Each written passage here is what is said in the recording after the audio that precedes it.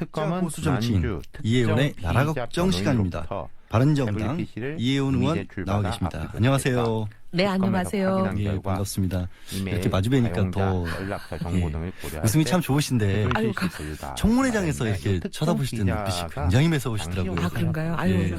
거기서 매서우셔야죠. 매서운 모습 많이 보여주셨고요. 이제 조윤선 문화체육부 장관 특검은 이게 젊은 예술가 돕는 게 내 일이다 이런 얘기도 했었지 않습니까? 네. 그러면서 결국에는 이제 문학의 블랙리스트 있는 거는 사실상 인정을 했잖아요. 근데도 본 적은 없고 내가 만들지도 않았고 그거 하는데 관여도 안 했다. 그리고 사실은 중간에 빠져나갈 구멍도 만들었죠. 이게 따져보니까 실제로 그렇게 뭐 지원받은 사람도 있었고 있긴 있는데 진짜 같지 않다. 이런 식으로 막 말을 흘렸어요. 어떻게 보셨어요? 어제 이제 청문회가 월요일 날 있었고 어제 특검발 보도를 보면은 블랙리스트라는 게 사실 제거해야 될 사람 명단이잖아요. 근데 이게 문학에만 있었던 게 아니라 여러 분야에 다 있었다. 근데 이거를 어떻게 했냐면 각 수석실에서 나눠서 수석실마다 각자 자기 분야의 명단을 만들고 그렇죠. 이거를 정무수석실, 소위 이제 조윤선 정무수석이 있던 그 정무수석실이 이걸 통합 관리를 하고 서로 부서 간에 이제 수석실 간에 조율도 했다. 그러니까 이게 완전 컨트롤 타워였다. 이런 여러 가지 증거를 확보했다라는 보도가 나왔거든요. 그러니까 이게 이제 그동안 보면은 이제 조윤선 정무장관, 정무수석이라는 사람이 이 모든 일에 어떻게 보면은 컨트롤 타워였다. 작성하는 데만 컨트롤 타워였던 게 아니라 정무수석 시절에는 작성하는데 이제 주범이었고, 그다음에 이제 문체부 장관으로 옮겨서는 이걸 실행하는데 주범이었다는 증언은 또 문체부 직원들, 부하 직원들이 지금 계속 국조에 와서 직원을 하고 있어요. 그리고 또 11월 초쯤 이게 문제가 되니까 파기해라. 증거를 인멸해라 라는 지시를 받았다는 증언들을 지금 문체부 직원들이 조윤선 장관 바로 부하 직원들이 와서 하고 있어요. 컴퓨터 하드디스크 바꿨다 그랬죠. 컴퓨터 하드디스크도 본인 것만 바꾼 게 아니라 직원들 것도 바꾸라고 지시를 했고 묻고는 다 파기하라고 지시했는데 그중에 한 사람이 한 종류 여러 종류가 있었다는 거잖아요. 왜냐면 긴 거 짧은 거 막 있는 거잖아요. 요약본도 있고 또 취업도 해야 되니까. 예. 근데 이제 그거 중에서 한 종류를 파기하라는 지시를 어기고 파기하지 않고 들고 있으면서 조윤선 장관한테는 파기했다고 보고를 했다는 거잖아요. 그러면서 이제 들고 있던 거를 특검에 갖다 주는 바람에 이제 블랙리스트의 존재가 세상에 나오게 된 거죠. 된 것이고 공식적으로. 그러니까 여러 가지 증인, 증거, 증언 이런 걸 보면 특검발로 나오는 것도 그렇고 국조에 와서 하신 증언들도 그렇고 조윤선 장관 한 사람 빼고는 모두 다 인정하는데 본인만 지금 아니라고 그러고 있어요. 그래서 지금 장제원 의원이 그렇게 물어봤잖아요. 왕따셨냐고. 근데 이제 반어법이죠. 왕따일 리가 없는 사람이죠. 왜냐하면 이제 김기춘 실장과 조윤선 증인 두 사람이 지금 이제 어떻게 보면은 공모하여 상당히 중심 인물인 것으로 지금 의혹을 받고 있는데 김기춘 장관과 조윤선 증인의 관계는 뭐 아버지가 딸처럼 항상 붙어 다녔고 모든 일을 의논하고 완전히 긴밀하기가 그 누구도 따를 수 없는 정도였다고 알려져 있는데 왕따일 리는 없죠. 그래요. 근데 지금 조윤선 장관은 그런 입장이래요. 계속해서 청문회장에서도 그랬지만 나는 아니다. 김기춘 전 비서실장도 있고 최순실이라는 사람도 있을지 모르지만 나는 그 사람들이 실세였지만 그냥 얼굴 마담 정도였어. 근데 지난 경선 때 이분이 불과 한 1년 전쯤에 선거에 나오셨잖아요. 선거에 나왔을 때 한 6개월간 선거를 치르는 그 기간 동안에는 모든 총편에 나와서 대통령과 자기가 얼마나 가까운지를 매번 얘기를 했거든요. 그 지금 영상들이 다 남아있고. 개인적으로 가깝다는 거고 권력적으로 가깝지 않아요. 권력이라는 거는요. 대통령과 얼마나 자주 보면 얼마나 가까운 거리에 있냐. 물리적인 거리가 권력의 거리입니다. 그건 뭐 망고불변의 진리 아니에요? 그런 얘기하는 동영상을 국조특위장에서 여러 의원들이 틀었어요. 그래서 청문회 그렇게 나오기를 싫어했군요. 그렇죠. 그날도 안 나오겠다고 못 나오는 사유서 냈잖아요. 네, 못 나오는 사유서를 냈습니다. 근데 그 사유서가 보면 제가 여태까지 거짓말했습니다 하는 고백이에요. 계속 그렇게 말씀하셔요. 의원님은 어떤 어떤 왜 왜냐하면 읽어드리면 뭐라고 얘기를 했냐면은 이제 읽어드리면 굉장히 복잡한 얘기가 돼 있어요. 이제 만일 과거와 많이 들어가 있어요. 뭐 굉장히 복잡한데 그냥 이걸 요약해드리면 이번 청문회에 나와가지고 옛날에 했던 진술을 그대로 하면 위증죄에 걸리기 때문에 못 나오고 과거에 했던 진술을 바꾸게 되면 옛날 진술이 위증이 되기 때문에 못 나온다 이렇게 쓴 거예요. 그리고 저도 그 얘기를 몇 번 읽어봤거든요. 도대체 이게 뭔 소린가? 그 얘기는 그러니까 제가 보면은 이 출석 사유서를 어떻게 보면 법률적으로는 잘 쓴 사유서일지 모르겠지만 정치적으로나 우리 사회의 상식적으로 보면 자기 죽을 일을 한 거죠. 왜냐하면 어쨌든 간에 나와서 진술을 바꿔도 위증이 되고 안 바꿔도 위증이 되기 때문에 나는 위증죄로 처벌받을까 봐 못 나온다 이렇게 얘기한 거잖아요. 어쨌든 걸린다라는 거죠. 이렇게 가든 저렇게 이렇게 가든. 해도 위증이고 저렇게 해도 위증이고 한 번은 두 번 하는 거고 한 번은 한 번 하는 거고 어쨌든 위증이라는 거죠. 그러니까 지금까지 위증을 했다는 건 스스로 고백한 거잖아요. 그러니 이게 참 기가 막힌 일입니다. 혹시 그렇게 지적하는 부분에 대해서 의원님처럼 해석하는 거에 대해서 조윤선 장관이 다른 해명 나온 거 없었어요? 예, 없었어요. 그럼 청문회 나와서도 여전히 그럼 어쨌든 이게 있었다라고 자기도 인지를 했다라는 사실까지 인정을 했으면 이제 위증이 아니라고 아니겠다. 아니요, 그게 아니죠. 그거는 과거에 자기가 본 적도 없고 존재하는 사실조차도 인지하지 못했다고 몇 달 동안 해온 그 말이 수많은 말들이 다 위증이 된 거죠. 일단 그날 한 말로 자기가 보고를 받았다라는 말로 그 옛날 말이 다 위증이 된 거인 건 물론이고 지금 여전히 하고 있는 게 보고는 받았지만 나는 이거를 작성하지도 않았고 집행하지도 않았고 파괴하지도 않았다. 이 말이 이제 특검에서 얘기하는 여러 가지 증거와 완전히 모순되잖아요. 이게 이제 특검에 가면 위증으로 될 가능성이 저는 굉장히 높다고 보고 있는 거죠. 그리고 유진윤 장관이 분명히 얘기하기를 김소영 비서관이라는 사람한테 이거 블랙리스트 들고 온 사람한테 이거 어디서 만들었냐 너희가 만들었냐 이랬더니 정무수석실에서 만들어 갖고 왔습니다. 이런 증언이라든지 문체부 부하 직원들이 뭐라 그러냐면 조윤선 장관한테 가서 이게 문제가 되고 있을 당시에 여러 명이 갔다는 거예요. 한 사람만 간 것도 아니고. 그렇겠죠. 그 여러 명이 한 대여섯 명이 가가지고 이거 이제 드디어 더 이상 부인할 수가 없습니다. 그냥 고백하고 이거 사과하고 중단해야 됩니다.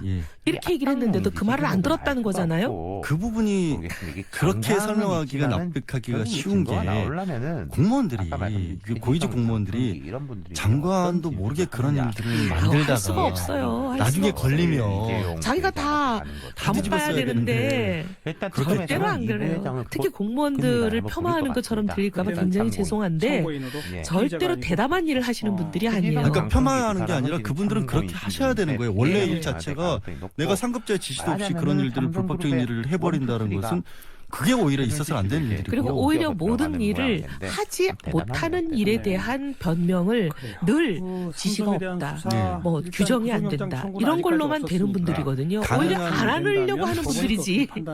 새로운 일들을 뭔가를 만들게 되면 뭔가 문제가 발생할 수 있기 때문에 그런 소지를 줄이는 분인데 맞습니다. 아까 이제 특검 나가야 된다 이렇게 말씀하셨는데 지금 장관이잖아요. 현직 장관 그대로 그냥 특검 가는 건가요? 말이 안 되죠. 대한민국 이게 뭐가 되겠습니까? 현직 장관이 지금 보면 이제 피의자 혐의를 받는 거잖아요. 피의자라는 건 범죄자란 뜻이잖아요. 범죄자 혐의를 받고 검찰에 나가는 이런 일을 만들면 안 되죠. 그리고 또 장관이라는 어떻게 보면 신분이 받는 대우, 그다음에 각종 프리미엄 이걸 가지고 본인이 이제 범죄인 조사를 받는 데서 특혜를 누리려고 하는데 그걸 방패막이로 쓰려고 하는데 대한민국 장관직을 그렇게 쓰면 안 되죠. 근데 지금 전 장관은 구속이 됐잖아요. 김정덕 전 장관. 전 장관도 구속이 된 상황이 현 장관이라고 뭐가 달라질 수 있을까요? 그러면 달라지면 안 되죠. 특검이 저는 그렇게 하지 않았으면 좋겠고요. 근데 지금 조윤선 장관이 굳이 그날도 국정원들이 저 한 사람을 제외하고 거의 모든 사람이 해임 건의안 내겠다. 또는 지금 당장 이 자리에서 사퇴해라. 이렇게 압박을 하루 종일 하는데도 끝까지 그 말에 자기는 남아서 이 일을 자기가 마무리 잘하겠다. 이렇게 얘기를 하는 거예요. 이 중대한 사태를 마무리를 문체부 장관으로서 해야 되기 때문에 옷을 벗을 수가 없다. 근데 범죄자한테 가게를 맡기면 되겠어요? 안 되죠. 그리고 이 블랙리스트가 왜 중요하냐면 문체부라는 것은 문화체육을 융성 발전시키는 책임을 가지고 있는 부서잖아요. 네. 장관은 그 일을 해야 될, 진두지휘해야 될 장본인이고. 근데 이 블랙리스트라는 것은 문화예술을 죽이는, 사실 정치에 관여되면 안 되잖아요. 문화예술은. 근데 이제 정치적인 시각으로 네 편이랑 내 편이를 갈라가지고 내 편이 아닌 사람, 다른 편은 완전히 그냥 제거하고 죽이고 돈줄을 막고. 그렇죠. 다른 거잖아요. 무엇보다도 다양성을 존중해주고 오히려 키워야 되는 게 문화계인데. 근데 오히려 문화를 말살하는 일인데, 그 문화를 말살하는 일에 주범이라는 지금 의혹을 받고 있는 사람이 문화를 융성하는 자리에 있어야 되겠습니까? 예, 그렇죠. 자격이 없는 거죠. 의원님을 위해서 아까 잠깐 범죄자라는 표현을 쓰신 거는 범죄자라는 의혹을 받고 있는으로 제가 바꾸겠습니다. 네. 예, 여러분께서는 양지열 권한대행이 진행하는 김어준의 뉴스공장을 듣고 계십니다. 예, 잠깐 숨 돌리시고 계셔서 그 사이에 제가 질문을 던지겠습니다. 청문회에서 참 고소장 받으셨어요? 고소장. 네. 아니요. 아직도 안 왔어요? 아직은 안 왔는데요. 예. 아니, 조윤선 장관이 분명히 청문회 나와서도 법적 조치에서 고소장 집어넣었다라고 얘기를 했거든요. 그것도 거짓말인가? 모르겠어요. 근데 저는 고소하기를 바라는 게 고소를 해야 검찰이 수사합니다. 수사해야 될 중대한 사안이라고 생각하거든요. 왜냐하면 지금 보면 최순실 씨 개인의 이권에 방해가 되는 사람들까지 블랙리스트에 포함됐다고 여러 가지 진술도 나오고 여러 가지 증거물들이 나오잖아요. 특검발로. 그러면 이게 문화예술을 완전히 말살시키는데 이런 리스트가 개인의 사욕, 사리사욕을 취하는 하나의 수단으로 국가 권력이 동원이 돼서 이 모든 일들을 한 거잖아요. 그게 참 저도 정말 이해가 안 가는 부분이에요. 아니 정말로 잘못된 생각이라고 할지라도 그 어떤 정치적인 이유 때문에라도 그것도 큰일이지만 그게 어떻게 이익이랑 연결이 된다라는 거예요. 그게 본인이 하고 싶어하는 이권에 방해가 될 만한 사람들을 뭐 블랙리스트에 넣었다는 거니까. 근데 만약에 이게 이제 사실인지 아닌지, 물론 지금 특검발로 여러 가지 증거가 보도가 되고 있지만 그거는 그러면 최순실이란 사람이 어떻게 이 배후에서 영향력을 행사했는지가 중요한 거잖아요. 경로, 경위, 배경. 근데 그거는 지금 블랙리스트를 작성하고 집행하고 파기, 증거인멸까지 했다는 의혹의 삼관왕인 조윤선과의 관계가 분명히 규명이 돼야 되는 문제입니다. 지금 그 부분은 이제 특검에서 수사를 할 거기 때문에 청문회에서는 따로 안 물어보신 거잖아요. 아니요. 청문회에서도 보면 다른 의원이 물어봤기 때문에 똑같은 질문을 반복해서 하면. 굳이? 예, 왜냐하면 또 국민들이 이 아까운 시간에 똑같은 질문을 반복하냐고 화를 내실까 봐. 그래도 국민들은 이혜원 의원 입에서 말씀이 나오시기를 또 은근히 기대하시는 분들도 계셨던 것 같은데. 근데 이래요. 제가 십몇 년을 정치를 하면서 수많은 남성 정치인들의 잘못된 부분에 대해서 문제 제기를 십몇 년 동안 했을 때는 아무도 얘기 안 하다가 여성 정치인에 대해서 딱 한마디 십몇 년 만에 한 번 했는데 여자의 적은 여자다, 왜 여자가 여자를 공격하냐, 온갖 언론이 시끄러워요. 그래서 제가 이 참 여성에 대한 시각에 아직까지 우리는 편견을 갖고 있구나, 그런 생각이 들어요. 제가 부끄러워지는데 아닙니다. 질문을 던진 제가 잘못한 것 같은. 아닙니다. 근데 그 블랙리스트 오늘 언론 보도에 또 나오면 고영태 씨가 이 장애인 연극단체 지원과 관련해서 이 부분도 블랙리스트에 들어갔기 때문에 지원도 끊어야 된다, 이런 얘기를 또 최순실 씨한테 보고를 했다라는 거예요. 지금 보면 이 블랙리스트를 상당히 이제 컨트롤 타워처럼 유지 관리를 했다고 알려진 최철이라는 문체부 장관의 장관정책보좌관이라는 이 직함을 가진 사람이 있잖아요. 이 사람이 어떻게 보면 이제 장관의 지시를 받아서 실질적으로 이 블랙리스트를 관리하고 집행하는 일종의 실무 직원 비슷한데 이 사람이 고영태 씨랑 굉장히 가까운 사람이고, 고영태 씨의 핸드폰, 고영태 씨와 통화한 이 블랙리스트 관련해서 서로 얘기를 하는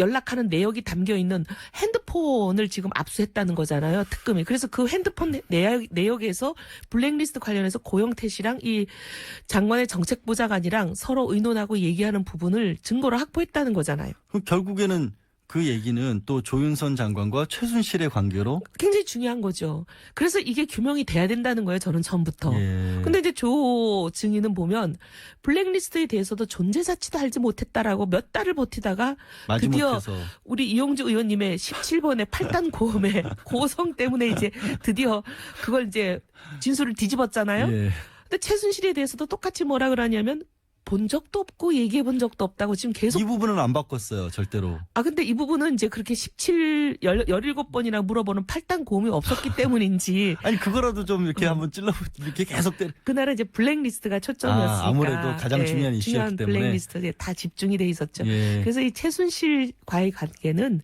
특검이 밝혀주기를 간절히 바라고 있습니다. 예. 그래야 이 블랙리스트에 대한 의혹이 완전히 밝혀지는 거지. 이 부분을 빼고 가면 의혹의 완전 해소는 어려울 것 같아요. 그 특검으로 계속 가야 한다라고만 말씀을 하셨는데 사실 국조특위에서는 청문회도 더 해야 한다고 의결을 했잖아요. 그럼요. 그러니까 그거는 최순실 관련해서는 청문회에서 다시 한번 또 왜냐하면 지금 말씀하신 것처럼 최순실 씨가 블랙리스트에도 관여를 했고 그럼 결국에는 조윤선 장관도 연결돼 있고 그러면 이 부분에 대해서 한번 최순실 씨 안 나오려나? 어쨌든 최순실 씨는 안 나오겠지만 예. 또 예를 들면 이제 최순실과 조윤선 간의 관계를 예를 들면 알고 있다거나 예. 또 뭐 짐작을 한다거나 하는 여러 가지 이제 증인들을 불러서 할 수도 있죠. 예. 뿐만이 아니라 지금 블랙리스트라는 거는 솔직히 처음에는 우리가 이 최순실 국정농단 사건의 하나의 부분인 줄 모르고 국조를 시작했어요. 그렇습니다. 사실 특검에서도 그 부분은 처음에 몰랐죠. 검찰도 몰라서 예. 이 수사를 본격적으로 안 했잖아요. 예. 근데 이제 국조가 거의 끝나갈 무렵에 이게 이제 인지되기 시작했어요. 이게 굉장히 중요한 축이구나. 그리고 어떻게 보면 이게 여러 가지 지금 정황들, 증거들이 사실로 인정되기만 하면 대통령 탄핵 사유 중에 굉장히 중요한 사유가 될 수 있는 거죠. 이거 하나만 가지고도 엄청난 일이지 않습니까? 그럼요. 게다가 그 무슨 국정원까지 개입했다는 얘기도 나오고 있고 그럼 어디까지 커질지를 모르는 상황이에요. 그런 의미에서 그러면 저기 원내대표들끼리 합의해 줄까요? 이거? 이게 너무 답답한 게 그래서 저희가 계속 요구를 하는데 이 교섭단체 합의가 없으면 교섭단체라는 게 이제 아시지만 뭐 새누리당, 저희당, 민주당, 예. 그다음에 국민의당 이렇게 4개잖아요. 국회 안에. 국회는 이런 옛날부터 말이 있습니다. 국회법이라는 게 교섭단체끼리 합의를 해야 안건을 상정하고 예. 표결에도 붙이고 할 수 있거든요. 그래서 교섭단체 간에 합의가 있으면 남자를 여자로도 만들 수 있다. 근데 합의가 없으면 여자가 여자라는 것도 확인을 못 해준다. 이게 이제 국회라는 데예요. 예. 새누리당이 지속적으로 이걸 반대하고 있기 때문에 나머지 당이 전부 다 강력하게 희망하고 요구하고 계속 압박을 하는데도 새누리당이 지금까지 계속 버티고 있기 때문에 지금 안 되고 있어요. 새누리당은 지금 상황에서는 인정을 해주고 다른 것도 아니고 국정조사 특위하자는 거고 같이 일하셨던 분들이 지금 바른정당으로도 나와서 하는 거고 또 어떻게 보면 연관성을 끊기 위해서라도 자신들의 명예회복을 위해서라도 여기는 협조를 해야 하는 게 맞지 않나요? 그게 상식이죠. 예. 근데 이제 이 국정조사, 지금 이제 끝나가는 이 국정조사가 시작될 때도 이 국정조사를 어떻게 보면 좀 무산시키려는 의도가 있어 보인다. 이런 행동들이 많았어요. 근데 그건 이제 일부 의원에 국한된 거. 근데 그게 간사고 간사는 지도부가 정하는 사람이거든요. 근데 그 간사가 본인이 마치 그런 미션을 띄고 온 것처럼 행동한 부분이 많기 때문에 이거는 개인의 스탠스라고 보기는 입장이라고 보기는 어려워요. 그래서 근데 임명진 위원장이 처음 오자마자 한 게 지금 그 간사를 윤리위 회부하겠다고 하면서 빼야 된다 이렇게 했던 간사 한 사람만이 아니에요. 간사 한 사람 아니에요? 또 있어요 그러면? 아니 위증 의혹 받고 있는 사람이 3사람이 있었잖아요. 예. 근데 그 3사람이 새누리당 의원 전부고 그 3사람 빼고 나면 다른 새누리당 의원이 지금 국조 안에 없어요. 그렇네요. 네. 생각해보니까. 네. 새누리당 의원 전체가 그럼 의심을 받고 있는 거네요, 사실은. 그렇게 의혹을 제기를 하신 거잖아요. 그러니까 위증 의혹이 이제 만약에 사실이라면 어쨌든 그 의혹 자체 이제 의혹의 단계이니까 그 의혹을 받고 있는 3사람을 제외하면 새누리당 의원이 없습니다. 국정조사위원으로는. 지금은 결과적으로 그렇게 된 거잖아요. 그러니까 예전에는 저희 바른정당 사람들이 다 나와버렸기 때문에 홍영철 의원, 장제원 의원, 이혜원 의원님, 하태경 의원님 다 바른정당이 돼버렸네요. 네네. 그 생각을 생각이 짧았습니다. 네. 야, 근데 지금 어제 이제 답변서 나왔죠. 그거 보셨죠? 세월호 7시간 관련해서. 네. 어떻게 생각하세요? 다들 가슴이 답답했습니다. 아니 너무 다들 국민들이 황당해하고 이게 안 된다는 건 맞는데 혹시 의원님 보시기에 남들과 좀 다르게 이건 말도 안 된다라는 그런 거 좀 있었을까요? 아니 너무 여러 가지인데 다 사람 생각은 비슷하죠. 예. 지금 우리가 가장 관심을 갖는 게 도대체 세월호 사건을 최초로 안 게 언제냐? 네. 그다음에 배가 침몰해서 학생들이 지금 생명이 구하기가 어렵게 되는 상황이다. 이거를 최초로 인지한 시점이 언제냐. 이게 제일 중요한 거잖아요. 그렇습니다. 그리고 그 시점 사이에 대통령이 도대체 무슨 일을 하고 있었냐. 근데 그 세 가지가 다 없어요. 달라진 게 하나도 없죠. 하나도 없어요. 그냥 뭐 여태까지 청와대가 계속 얘기했던 뭐 보고를 서면 보고를 몇 번을 받았다는데 문제는 더 기가 막힌 건 그 서면 보고를 받은 시각과 횟수도 여태까지 청와대가 공개적으로 발표했던 거랑 또 틀려요. 예. 지금까지는 보면 계속 일관되게 주장하는 게 오전에 6번 받았다 서면 보고. 그렇죠. 근데 지금 7번이 됐고요. 그다음에 분명히 윤전추 행정관이 얼마 전에 헌재에 가서는 오전에 한 번밖에 없었다 다 넣고 아주 자신 있게 여러 번 얘기했거든요. 그러니까 이게 윤전추는 하루 종일 관저에 있었고 대통령 옆에 있었던 사람이고 대통령께 서면 보고가 전달되려면 윤전추를 통해서만 되게 돼 있는 거잖아요. 아, 근데 저는 이 부분이 정말 이해가 안 가는 게 변호사들이 기본적으로 하는 게 이거 5일이나 미뤄가면서 나오는 거죠. 원래 5일날 얘기를 했다 어제 낸 거니까. 그런 아주 기본적인 사실관계들을 팩트 같은 거 청와대에서 홈페이지에 올려놓은 거 이런 거랑도 비교를 해가면서 그러니까 기가 막혀요. 이건 뭐 초등생도 아니고 초등생들이 이게 화내겠어요. 이게 왜 틀리는지 왜 그 진실이 아닐 가능성 때문에 그렇죠. 왜냐하면 진실을 얘기하면 초등학생이 그냥 답변서를 작성해도 사실과 쉽죠. 부합합니다. 예. 근데 진실이 아니면 뭐 박사 아니라 노벨상을 받은 사람을 데리고 와서 작성을 해도 어딘가 허점이 나오고 틀리게 돼 있는 거죠. 아직까지도 뭔가 감추고 있는 부분들이 있기 때문에 계속해서 그렇죠. 틀린다. 그리고 분명히 윤전추 행정관의 진술에 의하면 안봉근도 점심 먹으러 나갔고 예. 본인도 없었다는 그 12시에서 2시 사이 아무도 없었거든요. 근데 그 사이에 지금 서면 보고가 6번인가 5번인가 올라간 걸로 돼 있어요. 보고만 올라갔고 뭘 했는지는 또 안 나와요. 근데 보고를 전달할 사람이 없는데 어떻게 보고가 전달됐다는 거예요? 이해가 안 되는 거고 기가 막힌 거는 예. 우리가 지금 온 국민이 원하는 거는 여태까지 청와대가 몇 분의 보고를 받았다 이런 건 다 얘기를 했으니 예. 지금 틀린 것도 어이가 없지만 진짜 국민들이 원하는 건 그 시간에 도대체 대통령이 뭐 하고 계셨냐잖아요. 그거를 못 알아먹는 것 같아요. 내가 보고를 받았다는 것과 내가 뭐를 했다라는 게 다르잖아요. 네. 그거를 모르는 것 같아요. 그리고 더 기가 막힌 건 제일 지금 이제 문제가 되는 게 특공대를 투입했으라도 인명 구조에 최선을 다하라라고 지시했다는 그 해경과의 통화. 예. 해경에 지시했다고 계속 청와대는 얘기하잖아요. 근데 우리가 검찰이 시간이 압수수색한 그 소위 말하면 그 TRS 교신 기록을 받아봤자 아예 그런 내용 자체가 없어요. 그런 교신이. 없기도 하고 이미 그땐 특공대도 들어가 버렸던 상황이고. 예. 특공대 들어가고 나서 한참 후에 그런 발언을 하신 것도 전혀 상황 보고를 제대로 못 받으셨다는 거를 입증하는 거예요. 그나마 보고도 지시도 있었는지도 명확하지는 않은 상황. 아니요. 지시가 있었다는 해경의 교신 기록이 없다니까요. 그러니까요. 지금 어제 녹취록 같은 경우도 김장수 실장이랑 7번이나 통화를 했다고 하는데 정작 그것도 빠져있는. 아니 이런 걸 내려면 녹취록을 내야죠. 그리고 청와대라는 게 대통령 행적은 거의 시간 단위로 30분 단위로 계속 기록이 돼 있을 텐데 그 예. 서류를 내야죠. 아, 또 제가 시간을 못 맞춰서 지금 죄송합니다. 지금까지 바른정당 이혜원 의원이었습니다. 잠시 후 8시 10분